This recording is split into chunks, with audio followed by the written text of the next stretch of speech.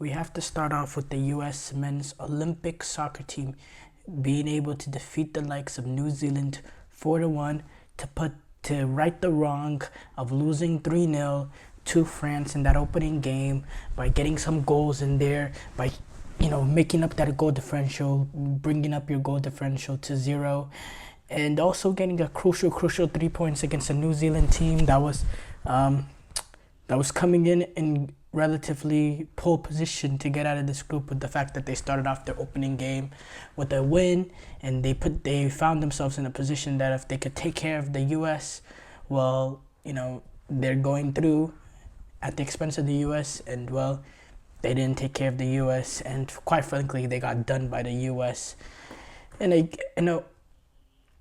game that wasn't close in terms of play on the field, but a game that really should have gone, the US should have gone more out of the game. It should not have been 4-1. They should not have conceded later on in the first place, number one. Number two, with New Zealand, with the US, there was opportunities that they had that really make this game disappear early on, where it wasn't a contest in the second half, but they had their chances. And to be honest, it's still a little bit of a concern in the fact that in terms of open play, it doesn't seem like we'll be able to create, despite having being more on the front foot, being completely dominant in the way we didn't create enough clear-cut chances. We scored the first goal with the penalty kick opportunity, which was perfect. That's the perfect way for a team that does struggle in terms of the goals to, get the breakthrough. But then if you continue on and watch, in that the second goal, it was a scruffy sort of free kick. Third goal, it was a decent opportunity created. It's another scruffy goal from Busio, and it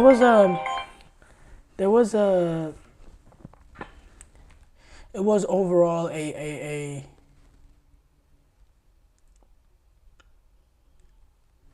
both-sided performance in terms of positive and the negative. The positive, obviously, is getting the win. That was ultra important. You couldn't put into words how important winning this game is. Winning this game was absolutely crucial for the U.S. Olympic soccer team's chances to go through, because you start off with the loss. It's self-explanatory. This is not like the European Championship where third place teams could potentially go on. It's not like that. It's top two, and it's win or die, and the survivor died today, and it was survive, or a few days ago, and the U.S. men's Olympic soccer team survived. But yeah, just not enough opportunities created within open play, in my opinion. Not enough clear-cut opportunities created, and I still think for an overage player, Mihailovic, yes, he wasn't bad by any means. He was not bad, but he wasn't good. He was just there. And for someone who's an overage player playing that sort of advanced midfield position, that's the sort of player that needs to take the game by the scruff of the neck, and that really dictates how the U.S. create opportunities, and we just didn't see that from Mihailovic. He had a great penalty. I'll give him that. He had an amazing penalty, a great way to step up as a leader, being one of the overage guys. And apart from that, there was nothing. Even the goal that they scored, the set-piece opportunity, the cross he put in, it was a horrible cross. It was completely underhit, and a few, ricochet, or a squatting header, and then few ricochets. It gets to the likes of Walker Zimmerman, who also he had another good game, by the way. He has been very solid as an overage player so far in this tournament. Miles Robinson, I can't really say the same. Thought he was as well shaky again in this game for an overage player standards, because they should be held at a higher standard than the rest of them. We should not hold Miles Robinson to the same standards that we hold Tolkien. I thought Tolkien and Harriel were very good, decent. Harriel won the opening penalty. I thought they gave us width I thought they defended really, really well. And I thought overall they were pretty solid in both games in terms of what they were able to provide in terms of, because I think when we're on the front foot and we have fullbacks making those overlapping runs, I think we are more of a threat and we can really scare some teams going forward because there is ability, there's work rate, they have the energy levels, both Harry and Tolkien do, to go up and down, which is very pleasing to see in this game. They had the energy levels, especially in the first half, to make those runs. And overlap on the wingers and all that, but they also had the energy to go back and defend. And you saw Paredes; he was able to help out. He was able to help out on his side when Tolkien would go up, and you see the same with Aronson. You know, we have wingers that are willing to defend or that are willing to drop back once in a while, and that makes it pivotal. I think another thing is, you know, in that last 20-30 minutes, I thought we looked really, really good, especially, I'd have to say, Griffin Yao. You know, he's been really good in the spare minutes that he's had in this tournament. He's been pretty good. I thought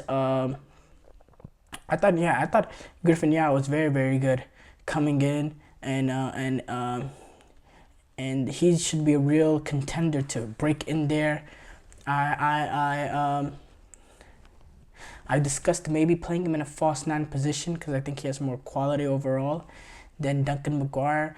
But if he does come in, he'll probably go like for like. He'll probably take out Paredes, who Paredes has had sort of an up and down. No, not even up and down. It's not the best tournament so far. He's had to do a lot of defensive works, protecting the likes of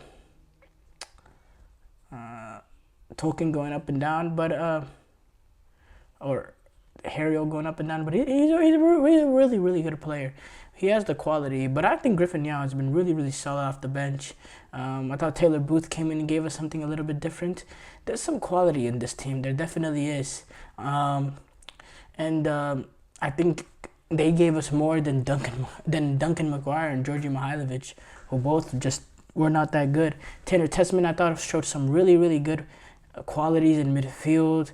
His ability to defend in front of a back line and also to pick out a ball, that he was really, really solid. He was a threat on set pieces. That Busio was good when he was able to be available. He got hurt, which could be a big loss because I think he's been one of our best players so far up to this point, and that'll be a big loss if he's not available to return against Guinea. And, we'll probably have to shift up how we're going to do it in the midfield. I think Jack McGlynn is probably the like for like in that position.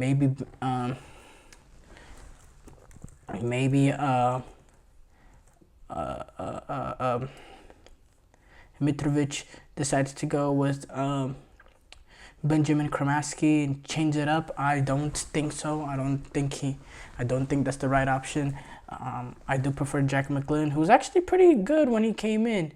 I wasn't the biggest fan of him being in this roster, but I thought it was pretty solid so far in this tournament. So, yeah, it's going to be very, very interesting. Now, look, the quality was not there from New Zealand, though. This was not that big of a result in the fact that New Zealand, after that opening minutes, they just looked flustered. And then especially after conceding that penalty, I mean, the U.S. just suffocated them for that next 10-15 minutes. New Zealand struggled to play out, and they really, really looked shaken, and really there was just a lack of quality, and they're just not that good. Honestly, I think Guinea will be a bigger test than New Zealand because Guinea has that wild card factor of, going forward, they have a real threat to do something. I don't think New Zealand didn't provide that much of a threat at all. I thought the composure was not there from the midfield players. I thought there was no real quality from the attackers. They scored a nice goal. They were able to get a really nice goal, a really good half turn from their forward player. I forgot what was his name. But apart from that, defensively, that they looked really, really shaky. I thought Paulson wasn't that commanding. being in goal. And yeah, frustrating for New Zealand, and important result for the U.S. And the result was good, but the performance was okay. Looking at it on surface, 4-1, but this was a poor New Zealand team. And honestly, if you compare this performance to France's performance, probably lean towards France's performance being better than this performance, because from front to bottom, we didn't really dominate the game as we should. In fact, I think that in terms of we were able to get the scruffy goals and take advantage of it early, a poor New Zealand team. But in terms of general play, it was in the second half, later in the second half, when we brought on the likes of Griffin Yao and the crew. That's when I thought we looked a little bit more of an attacking force, showed a little bit more quality, and were threatening New Zealand more, and looked like more of like a proper footballing team, someone who actually, a team with real quality. So yeah, definitely things to improve on, but look, you'd rather do it with 3 points in the bag and put yourself in prime position to move on. So great day for U.S. men's Olympic soccer, and we'll preview that game against Guinea in the I believe the third segment. So stay tuned.